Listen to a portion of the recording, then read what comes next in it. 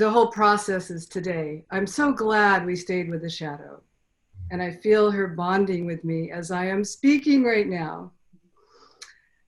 And the question that I wrote to get specific is, things are moving forward. And the one place is in writing my content for my messaging in my coaching programs.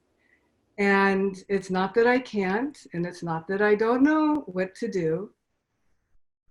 What I get in touch with is this sense of, I'm really here to serve.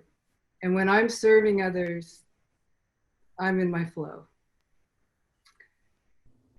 To go off by myself and write the messages, and it's not, I totally stymie in my process. This is what I would love to get more support with. What is it that happens instead of writing? What? I would say at this point, just about anything to stop myself from just doing the sitting down and writing it.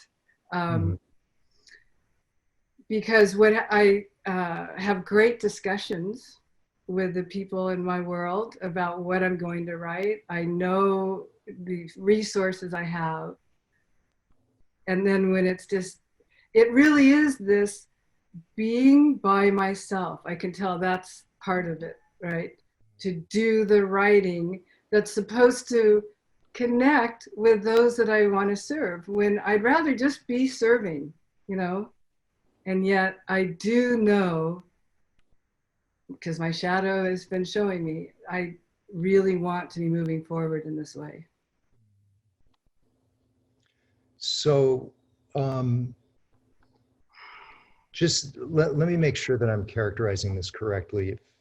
What it feels like to me is that when you're in the presence of other people, I mean, we've been in each other's virtual presence before, and I've sensed this, that you have an enormous flow of energy, whether it's warmth or specific content or whatever it is, when you're speaking. But what you're saying is that when you're alone in a room writing, that flow shuts down? Yeah, to actually do the writing. Yes. Yeah. I mean, for this specific project, yes. Got it. Yeah.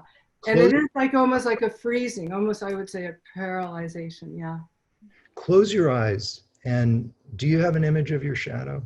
I do, yes. Ask her, what is the difference for you, meaning your shadow?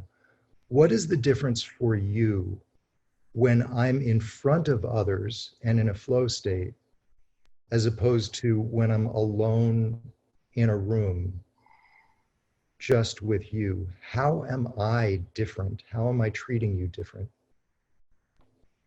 Well, how am I treating her different? Yeah. Yeah. Well, what she's answering is, I stop the animation. She really likes the physical move, feeling her whole body engaged. And somehow that's what I stop. Yeah. Ask her if there's also an inner equivalent to that behavioral animation. Like, are you not as animated inside as well?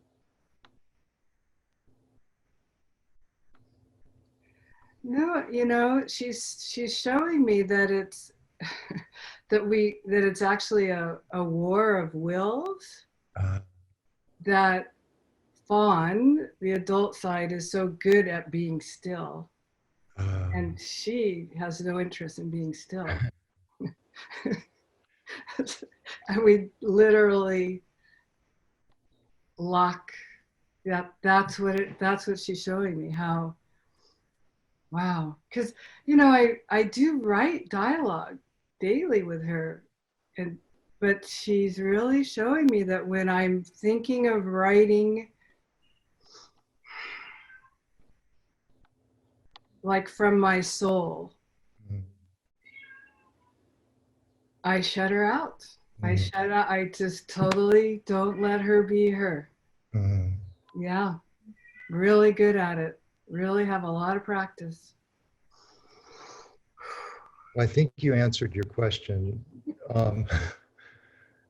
It's a very common problem, believe it or not. It's, what I had to do, because we wrote 2 books and it took an enormous amount of time and I spent an enormous amount of time alone, is I had to, for at least the first like 15 or 20 minutes, I had to stand up and speak out what I wanted to say as if there were an audience there, because I too just become much more animated when I'm in front of people. When I'm by myself, I'm not aware of it. I mean, I'm much more aware of it now than I used to be, but things just get very recessive and I recede into myself.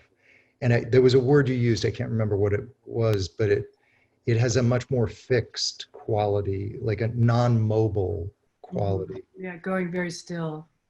I think it's actually pretty simple. I think number one, you're going to have to keep your shadow with you when you're writing and check in with her regularly to see, how am I doing? And expect to screw it up. It's okay. But keep checking in with her, keep taking the temperature, with her.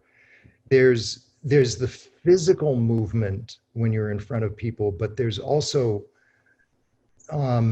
it's hard to put into words, but your spirit has to move inside of you is probably the way I would say it. And it can't, when it gets stationary, you're going to go bone dry. It's just not going to be, it's going to be a very uncomfortable experience. So And yet, I mean, I'm not trying to resist you telling me the truth about myself. And yet I have to say, this is coming from somebody that has been meditating for years, right? And uses that to have my clarity and my, alignment as I move forward in the world. And so it's a very interesting, I can see that there's just like, it feels like my will is really locking itself. Yeah, I think that's right. It's there's definitely movement, but when you're by yourself, there's a counter movement that's locking things down. And I don't know why. I have a feeling that question will probably have to postpone for a little while. And just as you unlock more and more, you'll be in a better position to find out why you did lock up when you're alone. And sometimes it has to do with needing to have your intensity reflected in other people's eyes. When you're alone, of course, you can't have that. You can have it in your shadow's eyes, interestingly enough, but you can't have it in other people's eyes. But I don't even want to speculate, because I think it's better to actually change it first. Let's get you flowing when you're alone. And then I think you'll have a much better grasp on, oh, that's why I was locked up. And can I add something, Barry? Yeah, of course.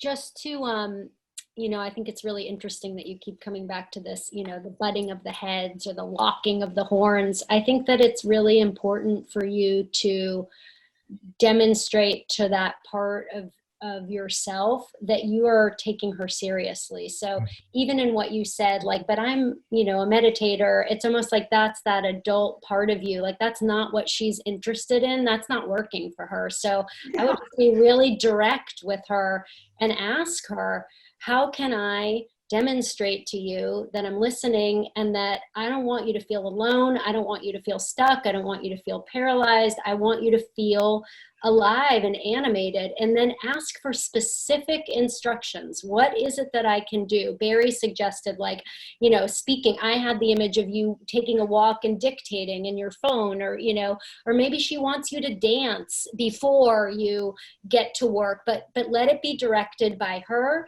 And your job, your only job, is to ask the question and listen, nothing else. And then do what she asks for.